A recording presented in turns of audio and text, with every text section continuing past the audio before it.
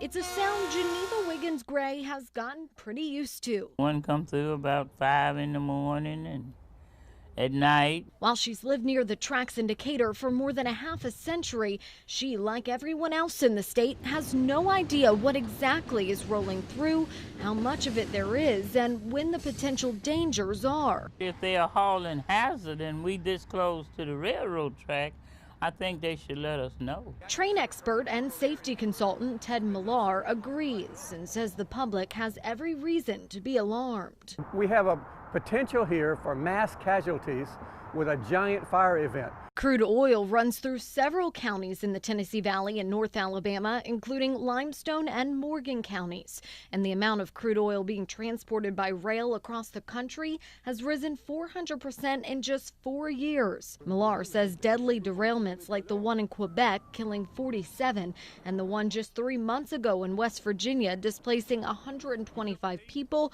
only highlight the threat. One of the largest railroad corporations in the country, CSX, says 99.95% of shipments reach their destinations safely. Still, they agree one accident is one too many. And we understand communities' concerns about the nature of the products that we're moving, which is why we invest more than $1 billion a year in our infrastructure to make sure that our tracks are safe to support the transportation of the freight we're hauling.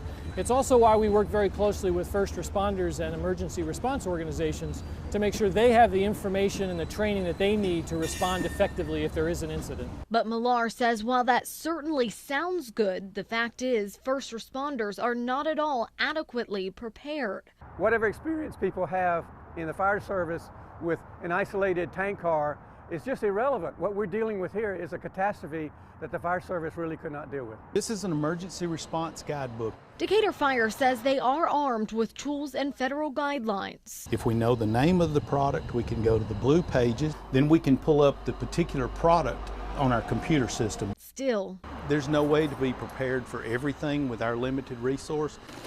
Limited resources and limited information. We've learned local responders in Alabama still remain in the dark when it comes to specifics. Just like you and me, they aren't privy to exactly when, where, or how much crude oil comes through. That's despite a decision made last year by the federal government to make that information available to state officials.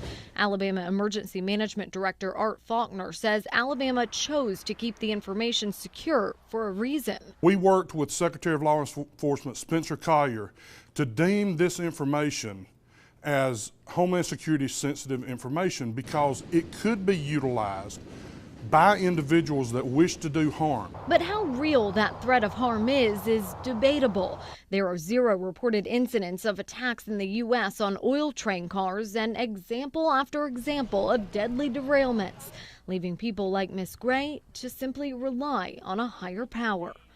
I'm trusting in God.